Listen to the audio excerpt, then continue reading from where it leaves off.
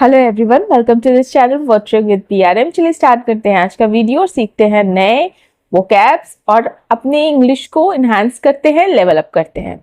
हमारा पहला वर्ड है विदर। विदर WITHER। विदर एक वर्ब होता है और इसका अर्थ होता है मुरझाना या सूखना, मतलब टू ड्राई अप और टू लूज वाइटलिटी। जब कोई फूल, चीज पानी या ऊर्जा की कमी से सूखने लगती है या अपनी फ्रेशनेस, अपनी ताजगी खो देती है, तो उसे हम क्या कहते हैं? विदर। ठीक है। और इसका एंटोनिम क्या होगा? विदर का एंटोनिम होगा फ्लरिश। फ्लरिश मतलब क्या होता है? फलना, फूलना। ठीक है, फलना, फूलना। एग्जाम्पल सेंटेंस में हम इस वर्ड को कैसे देखते हैं, यूज करेंगे, ये देखते हैं। The flowers withered without water. The flowers withered without water. पानी के कमी की वजह से या पानी के बिना जो है वो फूल मुरझा गए। हमारा नेक्स्ट वर्ड है, ये बहुत कॉमन वर्ड है, विजिबिलिटी। विजिबिलिटी, विजिबिलिटी नाउन होता है और इसका अर्थ होता है दृश्यता या दिखाई देना।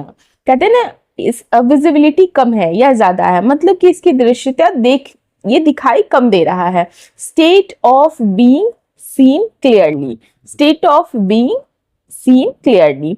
ठीक है, किसी चीज को साफ साफ देखना या दिखाई देने की स्थिति को हम विजिबिलिटी बोलते हैं। और इसका एंटोनिम क्या हो जाएगा? विलोम विपरीत शब्द क्या हो जाएगा? इसका विपरीत शब्द हो जाएगा ऑब्सक्योरिटी। ऑब्सक्योरिटी, ठीक है, OBSCURITY। ध्यान रखिएगा इसका मीनिंग और स्पेलिंग। ऑब्सक्योरिटी का अर्थ होता है अस्पष्टता, अस्पष्टता। ठीक है, विजिबिलिटी मतलब हो गया दृश्यता, दिखाई देना, स्पष्ट, और ऑब्सक्योरिटी इसका एंटोनिम हो गया अस्पष्टता। एग्जाम्पल देखते हैं। Fog reduce the visibility on the road. Fog ने जो है, फॉग की वजह से सड़क पर जो विजिबिलिटी है वो कम हो गई है।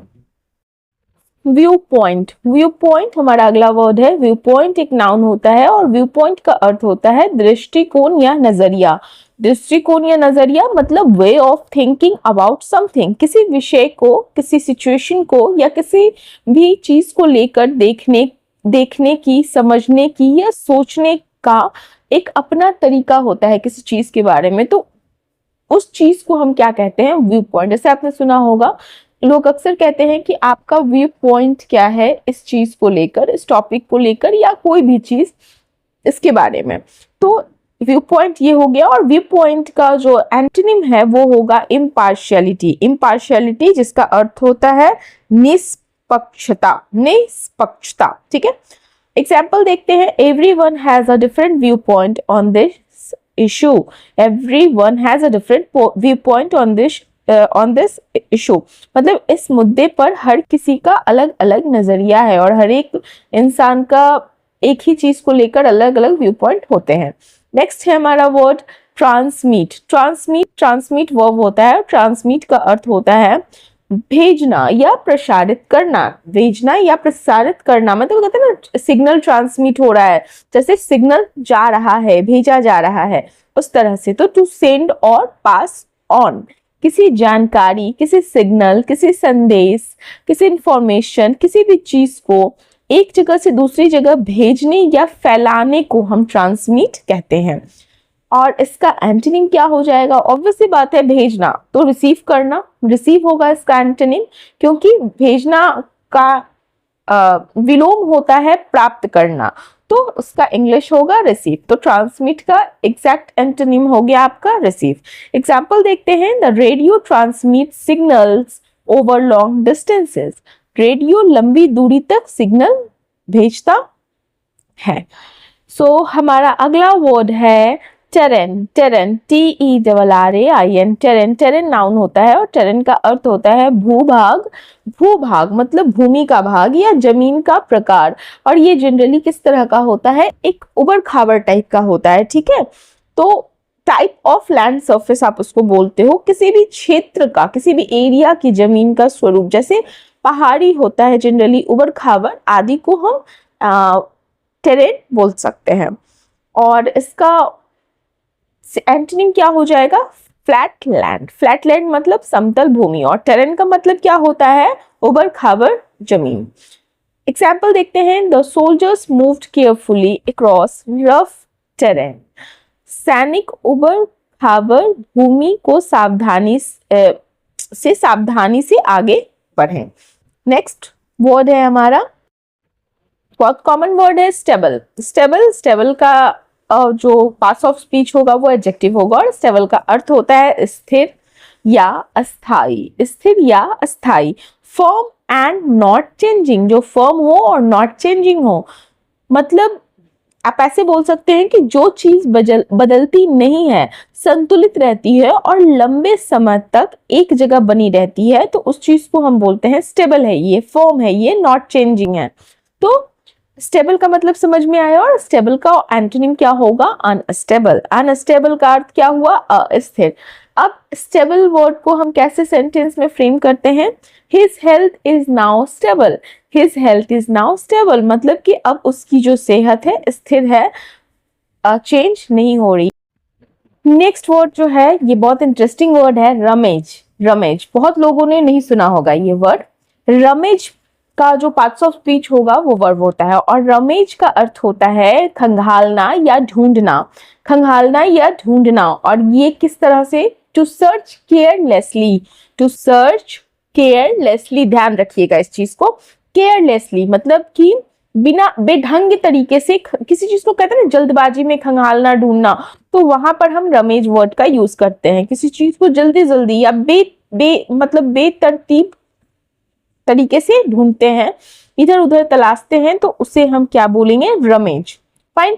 और रमेज का एंटोनिम क्या हो जाएगा, ऑर्गेनाइज। रमेज का एंटोनिम हो जाएगा ऑर्गेनाइज, मतलब व्यवस्थित करना किसी चीज को। Examples, she rummaged through her bag for the keys.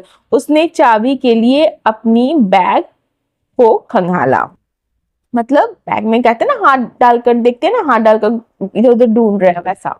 Next one is recurring. Recurring, RECURRING। जी रिकरिंग वर्ड जो है ये एडजेक्टिव होता है, और रिकरिंग का अर्थ होता है बार बार होने वाला या पुनरावर्ती, मतलब कि हैपनिंग अगेन एंड अगेन, जो चीज बार बार होती रहती है या समय समय पर फिर से आती है, तो उससे हम क्या कहेंगे, रेकरिंग कहते हैं। और रेकरिंग का एंटोनिम क्या हो जाएगा, एक हुआ बार बार होने वाला, ये हो गया रेकरिंग का मीनिंग, और रेकरिंग का एंटोनिम हो गया वन टाइम, मतलब एक बार होने वाला, वन टाइम है, तो रेकरिंग का एंटोनिम हो गया वन टाइम। एग्जाम्पल देखते हैं, He has a recurring problem with his phone. He has a recurring problem with his phone. उसे अपने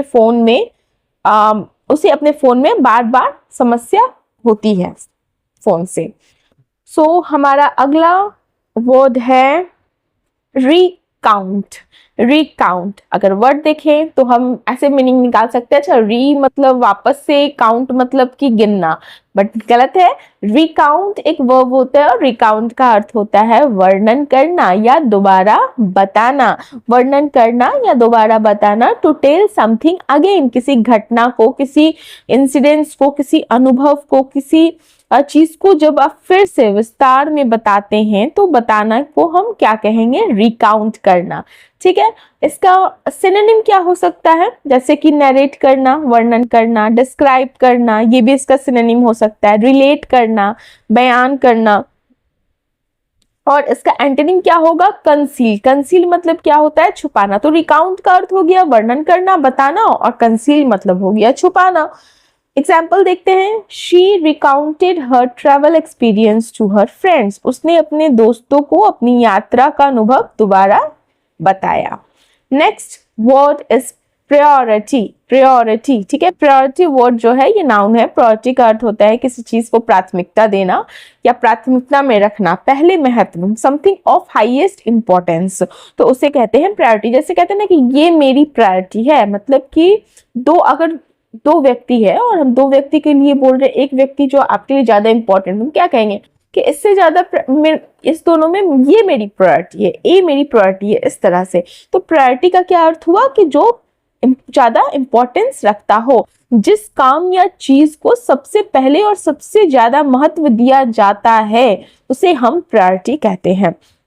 और इसका एंटोनिम क्या हो जाएगा, इनसिग्निफिकेंस। सिग्निफिकेंस का मतलब होता है जिसकी इंपॉर्टेंस होती है, ठीक है, इंपॉर्टेंस। और इनसिग्निफिकेंस का मतलब होता है महत्वहीनता। महत्वहीनता मतलब कि कम महत्व या महत्व नहीं। एग्जाम्पल देखते हैं, safety should be your top priority, मतलब सुरक्षा आपकी सबसे बड़ी प्राथमिकता होनी चाहिए। नेक्स्ट वर्ड है parched. Parched, PARCHED, parched, parched एक एडजेक्टिव है। पार्च्ड का अर्थ होता है सूखा या बहुत प्यासा। जनरली इसको बोलते हैं जब बहुत ज्यादा, वेरी थ्रस्टी, एक्सट्रीमली ड्राई और वेरी थ्रस्टी को हम पार्च्ड बोलते हैं। जब कोई चीज बहुत ज्यादा सूख जाए या व्यक्ति को बहुत ज्यादा तेज प्यास लगी हो तो उसे हम पार्च्ड कहेंगे। और पार्च्ड का आपका एंटोनिम हो जाएगा मॉइस्ट। मॉइस्ट मतलब नम, या इस पास्ट का आप सिनोनिम क्या बोल सकते हो, ड्राई। एरिड, एरिड भी होता है। एरिड मतलब क्या होता है, शुष्क, मतलब ड्राई ही होता है वो।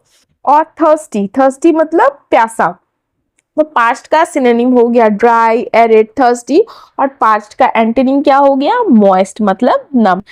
एग्जाम्पल देखते हैं, after walking in the sun he felt parched, धूप में चलने के बाद उसे बहुत प्यास लगी, उसे बहुत प्यास लगी। हमारा अगला वर्ड है ग्रीमेस। ग्रीमेस, GRIMACE। ग्रीमेस वर्ड जो है एज अ नाउन और एज अ वर्ब दोनों तरीके से यूज होता है। और ग्रीमेस का अर्थ होता है मुंह बनाना।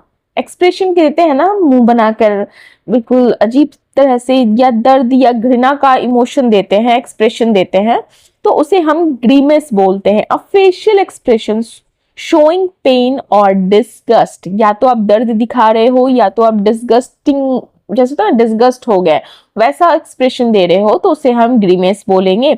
और इसका एग्जाम्पल, सॉरी, इसका एंटोनिम क्या हो जाएगा, स्माइल। स्माइल मतलब मुस्कान। एग्जाम्पल देखते हैं, he made a grimace after tasting the bitter medicine, कड़वी दवा चखने के बाद उसने क्या किया, मुंह बना लिया। ठीक है, तो इस तरीके से यूज करेंगे, he made a grimace after tasting the bitter medicine. So our next word is glum. ये हमारा लास्ट वर्ड है और मैं आपको इसकी बहुत इंटरेस्टिंग चीज बताती हूँ। ग्लम, ग्लम का पहले मीनिंग समझते हैं। ग्लम तो एडजेक्टिव होगा, पार्ट्स ऑफ स्पीच, और ग्लम का अर्थ होता है उदास या मायूस, सैड एंड डिसअपॉइंटेड। और ग्लम का एंटोनिम हो जाएगा चीयरफुल, खुश। अच्छा, बहुत लोग ये बोलेंगे कि मैं सैड का भी मतलब, मैम सैड का भी मतलब उदास होता है और ग्लम का भी मतलब उदास होता है, आप बता रहे हो, तो हम सैड क्यों ना यूज करें। देखो ये डिफरेंस क्या होता है ना वर्ड्स में, सैड जो होता है ना वो थोड़ा सा मतलब कि नॉर्मल एक्सप्रेशन है, नॉर्मल उदासी। वही ग्लम जो होता है, ग्लम का होता है गहरी, शांत या थोड़ी सी ज्यादा निराश वाली उदासी। ठीक है, ये एक्सप्रेशन जब होता है, ये इमोशन जो होता है ना, सैड का थोड़ा कम इंटेंसिटी वाला होता है और ग्लम का थोड़ा ज्यादा इंटेंसिटी वाला होता है। अगर हिंदी मीनिंग में समझें तो सैड मतलब हो गया सामान्य दुख, और ग्लम मतलब हो गया जो चुपचाप हो, मायूस हो, बिना एनर्जी वाली उदासी जो होती है उसको हम ग्लम बोलेंगे। ये थोड़ी थोड़ी की डिफरेंस की वजह से ना, थोड़ा एक्सप्रेशन, थोड़ा इमोशन की डिफरेंस की वजह से ना आपका वर्ड चेंज हो जाता है। तो ये सब पे ध्यान देने की चीज है और इसलिए हम ये वर्ड वोकैब को जानना बहुत जरूरी होता है हमारे लिए। अब बात ऐसी है कि अगर हमें यूज करना है तो हम तो सेंटेंस में सैड डालकर चले निकल पड़ेंगे, लेकिन अगर हम कहीं पढ़ रहे हैं या कहीं से हम सुन रहे हैं, अगर किसी ने ग्लम यूज कर दिया तो हम तब अगर हमें ना पता हो तो हम अटक जाएंगे। तो ये सारी चीजें होती हैं, इसलिए वोकैबुलरी बहुत इंपॉर्टेंट होता है सीखना।